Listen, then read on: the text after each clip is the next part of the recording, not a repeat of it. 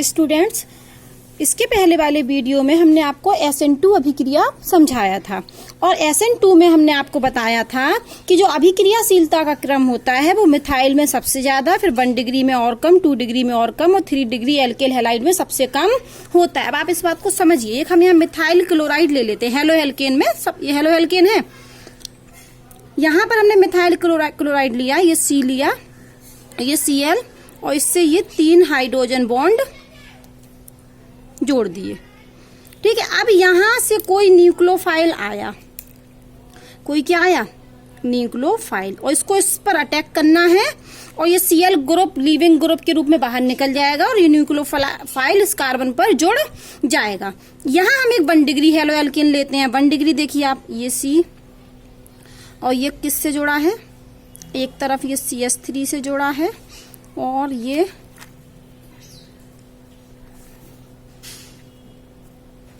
Cl और इससे 2 hydrogen. ये हमारी 1 डिग्री हेलो एल्केन बन गई। अब 2 डिग्री बना लेते हैं हम। ये इधर CH3, एक और CH3 और एक हाइड्रोजन और ये Cl। 3 डिग्री के लिए देखिए, ये C, ये CH3, ये CH3 और ये भी CH3 और ये Cl। अब आप अंतर क्या देख रहे हैं कि ये 3 डिग्री क्यों है, क्योंकि ये जो हेलोजन परमाणु है वो जिस कार्बन से जुड़ा वो कार्बन 3 कार्बनों से जुड़ा है, इसलिए ये क्या है, 3 डिग्री हेलो एल्केन। और ये वाला जो हेलोजन है वो जिस कार्बन से जुड़ा वो 2 कार्बनों से जुड़ा है, एक तो हाइड्रोजन जुड़ा है, तो ये 2 डिग्री है। ये वाला कार्बन 2 कार्बन से जुड़ा है इसलिए 2 डिग्री हेलो एल्केन है। ये कार्बन सिर्फ एक कार्बन से जुड़ा है इसलिए 1 डिग्री हेलो एल्केन है और यहाँ पर तीनों हाइड्रोजन है। तो हमने आपको बताया कि SN2 अभिक्रिया में जो अभिक्रियाशीलता का क्रम होता है, सबसे ज्यादा हेलो एल्केन में SN2। अगर हम पूछें चारों में SN2 अभिक्रिया की अभिक्रियाशीलता किसमें ज्यादा है, तो हम कहेंगे सबसे ज्यादा इसमें, फिर थोड़ी कम इसमें, फिर थोड़ी कम इसमें और इसमें सबसे कम। ऐसा क्यों? आप देख रहे होंगे इस कार्बन से तीनों हाइड्रोजन ग्रुप जुड़े हैं। इन दोनों का कंपैरिजन करते हैं अभी सिर्फ, ठीक है। इस कार्बन पर तीनों हाइड्रोजन हाइड्रोजन परमाणु जुड़ा है। आप देख रहे होंगे इस कार्बन पर 2 तो हाइड्रोजन परमाणु है जबकि ये क्या है, CH3। तो जब न्यूक्लियोफाइल को अटैक करना है तो यहाँ जुड़ना है, तो आप बताइए कि H और CH3 में कौन बड़ा होता है? H ग्रुप छोटा ग्रुप होता है, H क्या होता है, छोटे ग्रुप होते हैं, जबकि CH3 तो बड़ा ग्रुप है ना, इसको बोलते हैं बल्की ग्रुप। कौन सा ग्रुप? बल्की ग्रुप। तो जब बल्की ग्रुप बड़ा समूह जुड़ा हुआ है तो न्यूक्लियोफाइल को अटैक करने में क्या होगी, दिक्कत होगी। तो यहाँ तो तीनों छोटे समूह जुड़े हैं इसलिए यहाँ पर तो न्यूक्लियोफाइल नाभिक रागी आसानी से आक्रमण अटैक कर लेगा, जबकि यहाँ 2 तो छोटे समूह है लेकिन एक बड़ा ग्रुप है, तब भी यहाँ भी कर लेगा। अब इसमें और इसमें कंपेरिजन कीजिए तो यहाँ पर कार्बन से 2 बल्की ग्रुप जुड़े हैं और जबकि इसमें कार्बन से 3 बल्की ग्रुप जुड़े हैं, बड़े समूह जुड़े हैं। तो यहाँ पर न्यूक्लियोफाइल को अटैक करने में, जुड़ने में क्या होगी, दिक्कत होगी। तो सबसे कम अभिक्रियाशीलता इसीलिए 3 डिग्री में सबसे कम है। क्यों? क्योंकि यहाँ पर तीनों ग्रुप क्या हैं, बड़े। 2 डिग्री में इससे थोड़ी ज्यादा है, कम से कम एक तो छोटा समूह जुड़ा है, यहाँ पर 2 छोटे समूह, यहाँ पर तीनों छोटे समूह।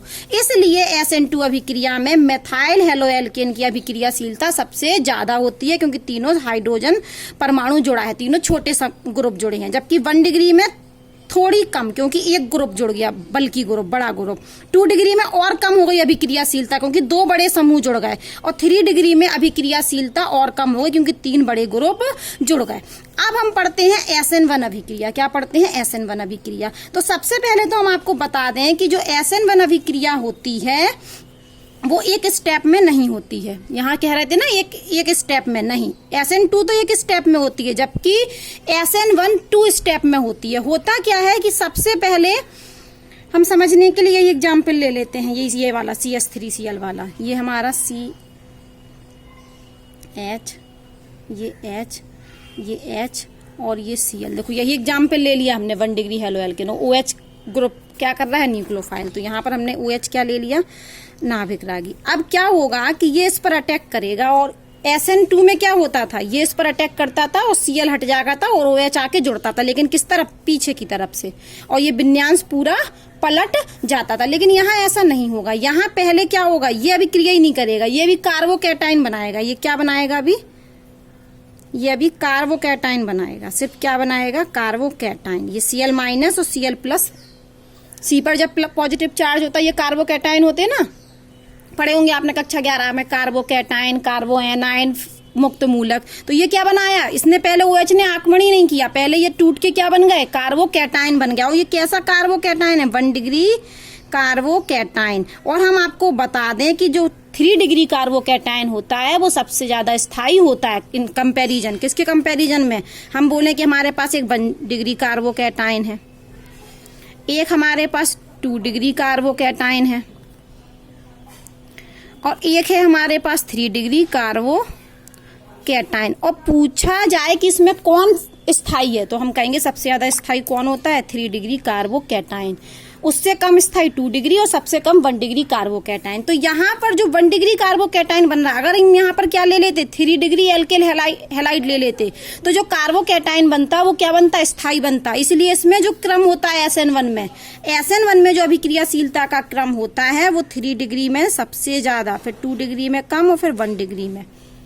ठीक है, क्यों होता है, जबकि देखो SN2 में क्या था, 1 डिग्री का ज्यादा थी अभिक्रियाशीलता, 2 डिग्री की कम और 3 डिग्री की और कम, क्योंकि ये बल्कि ग्रुप जुड़ रहे थे। जबकि यहाँ उल्टा है, यहाँ 3 डिग्री की कम होती है SN2 में अभिक्रियाशीलता, लेकिन SN1 में 3 डिग्री की ज्यादा होती है। क्यों ज्यादा होती है, क्योंकि जो कार्बोकैटायन बनता है वो स्थायी होता है। चलो हम यहाँ ले लेते हैं 3 डिग्री, ये हमने ली थी 1 डिग्री हेलो एल्किन लिया था, ये हमने हेलो एल्किन। अभी मैकेनिज्म बाद में समझाते हैं, पहले अभिक्रियाशीलता ही समझ लीजिए। अब मान लीजिए हमने कोई ले लिया आपका 3 डिग्री, ये 3 CH3 ग्रुप हमने जोड़ दिए और यहां भी हमने इसको तोड़ा, तो ये भी कार्बोकैटायन बन रहा है, एक Cl- निकल गया और ये कार्बोकैटायन से क्या जुड़े हैं, हमारे 3 CH3 ग्रुप जुड़े हैं।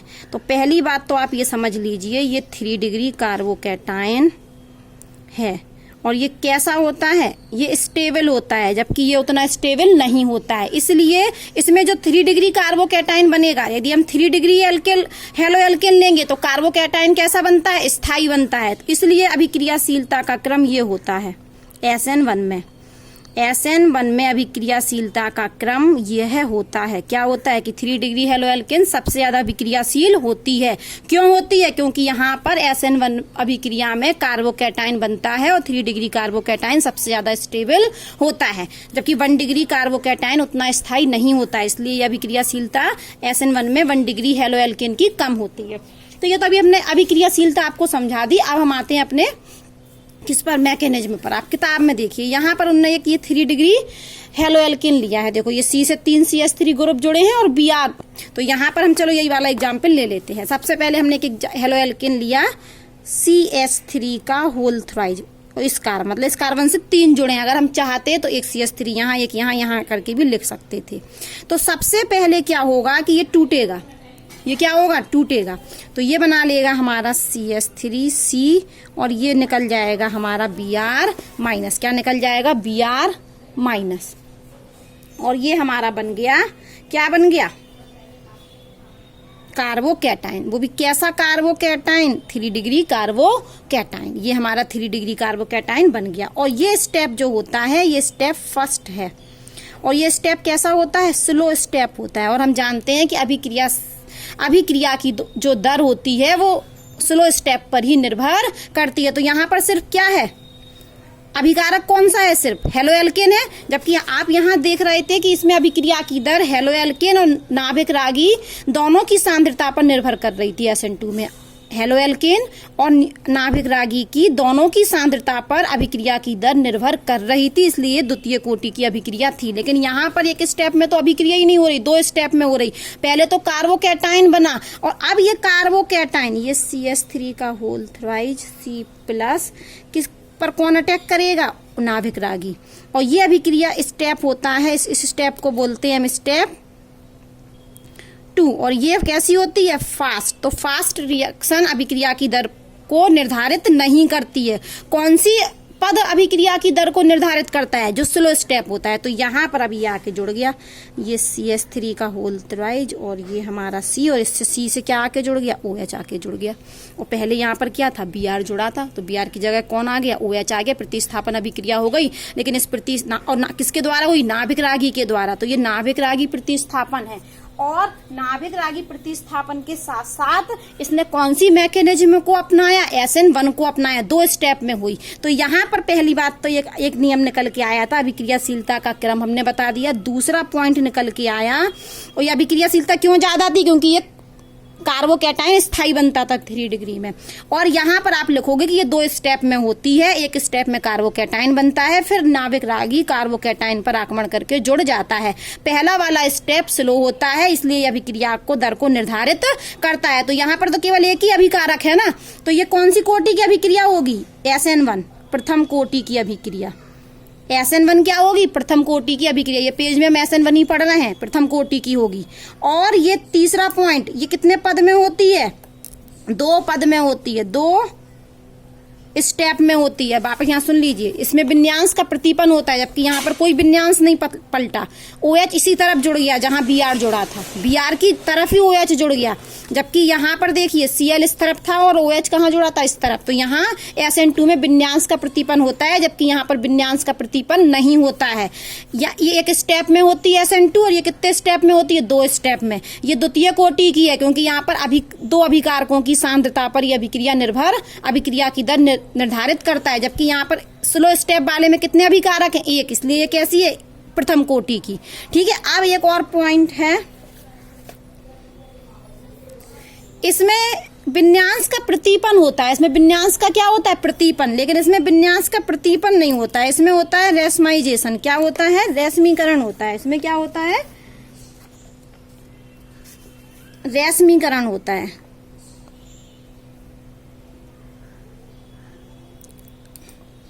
समझिए आप कि जैसे कि यहाँ पर ये जो कार्बोकैटायन बना, तो ये कार्बोकैटायन ये जो बना, आप यहाँ समझिए अलग से, ये जो कार्बोकैटायन बना, यहाँ समझिए आप यहाँ अलग से, ये जो कार्बोकैटायन बना, ये CH3 जोड़ा था एक तरफ, ये CH3, ये CH3 और ये +4। तो इस कार्बोकैटायन पर कौन सा संकरण होता है, sp2 संकरण। कौन सा संकरण, इस कार्बोकैटायन पर, ये बना दिया मैंने, कौन सा संकरण होता है, sp2 संकरण।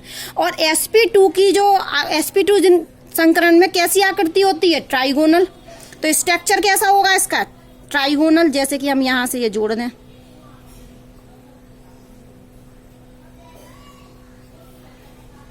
ये ट्राइगोनल स्ट्रक्चर होगा। तो अब जो ये जो कार्बोकैटायन पर जो OH ग्रुप जुड़ेगा, तो या तो वो तल के ऊपर या तल के नीचे जुड़ेगा। कहाँ जुड़ेगा, OH आके। देखो ये कार्बोकैटायन में जो कार्बन होता है उस पर कौन सा संकरण होता है, sp2 संकरण होता है, इसलिए आकृति कैसी होगी, ट्राइगोनल होगी।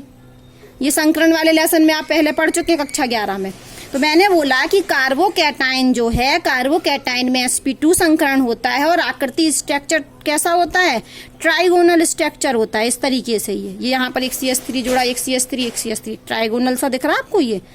अब OH को जुड़ना है, तो OH या तो तल के ऊपर जुड़ेगा या तल के नीचे जुड़ेगा। ठीक है, और क्या होगा कि ये ध्रुवित प्रकाश में जब हम इसको गुजारेंगे, तो ये तो या तो दाएं तरफ घुमा देगा प्रकाश को, और या बाएं तरफ घुमा देगा। तो यहाँ पर मिश्रण मिलता है हमें, D और L फॉर्म का मिश्रण मिलता है। D और L के क्या मिलते हैं, मिश्रण मिलते हैं यहाँ पर। ठीक है, अभी D और L हम डिटेल में पढ़ेंगे। तो अभी हम आपको रिवीजन करा दें कि नाभिक रागी जो प्रतिस्थापन अभिक्रिया होती हैं वो SN2 और SN1 प्रकार से होती हैं। SN2 में विन्यास का प्रतिपन्न होता है, जबकि SN1 में क्या होता है, रेशमीकरण होता है। ये एक स्टेप में होती है, ये 2 स्टेप में होती है। ये द्वितीय कोटि की है, ये प्रथम कोटि की है। इसमें अभिक्रियाशीलता का क्रम मिथाइल में सबसे ज्यादा, फिर 1 डिग्री में थोड़ा कम, 2 डिग्री में और कम, और 3 डिग्री में सबसे कम। यहाँ 3 डिग्री हेलो एल्केन में अभिक्रियाशीलता कम होती है, जबकि यहाँ पर अभिक्रियाशीलता 3 डिग्री में ही ज्यादा होती है। क्यों, क्योंकि 3 डिग्री कार्बोकैटायन स्थायी होता है। और यहाँ 3 डिग्री में कम क्यों होती थी, क्योंकि ये बल्कि ग्रुप जुड़ने की वजह से नाभिक रागी को आगमन करने में दिक्कत होती थी। जुड़ने में बड़े बड़े समूह जुड़े ना, तो कहाँ आके जुड़ेगा। ठीक है, इतना समझ आया। इसके बाद नेक्स्ट वीडियो।